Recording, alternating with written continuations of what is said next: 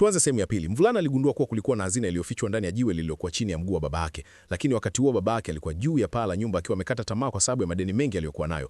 Wakati huo huo mama yake alikuwa amelazwa hospitalini akiwa mgonjwa sana. Mvulana alimwambia baba yake haraka kuhusu jiwe hilo, lakini baba yake alidhani anadanganya. Ili kumfanya aamini, mvulana alimpeleka baba yake kwa mtaalamu wa kudhamini mawe ya thamani. Mtaalamu alipolitazama jiwe hilo kwa haraka akasema ni jiwe la kawaida lisilo na thamani. Mvulana alikasirika sana, akauliza kama mtaalamu anathubutu kuweka dau. Alisema kama ndani ya jiwe kuna jade, basi mtaalamu atalazimika kuomba msamaha kwa mtoto, lakini kama hakuna kitu ndani yake, mtoto atalipa $100,000. Mtaalamu alikubali kwa kujiamini sana na watu waliokuwa pale wakawa mashahidi. Watu wengi walidhani mtoto huyo ni mjinga sana na wakamcheka wakisema lazima atashindwa. Mtaalamu akaanza kukata jiwe hilo, lakini hakukuwa na kitu ndani yake. Hata hivyo mvulana hakushangaa hata kidogo. Alisema mtaalamu amekata sehemu isiyo sahihi na akamwomba akate katikati ya jiwe. Ili kumfanya mtoto akate tamaa, mtaalamu akakata tena kama alivyoombwa. Ghafla mwanga wa kijani mkali ukaangaza nyuso za watu wote. Ndani yake kulikuwa na emerald jade ya ubora wa hali ya juu. Watu wote wakashangaa sana. Lakini mvulana hakusimama hapo. Alikaribia tena mashine ya kukata jiwe na kuanza kulikata tena. Safari hii rubini nyekundu yenye rangi kali sana ikaonekana ndani yake. Mtaalamu akashangaa sana hadi akapiga magoti na kuomba msamaha kwa mvulana, kwa sababu jiwe moja kuwa na aina mbili tofauti za vito vya thamani ni jambo nadra sana.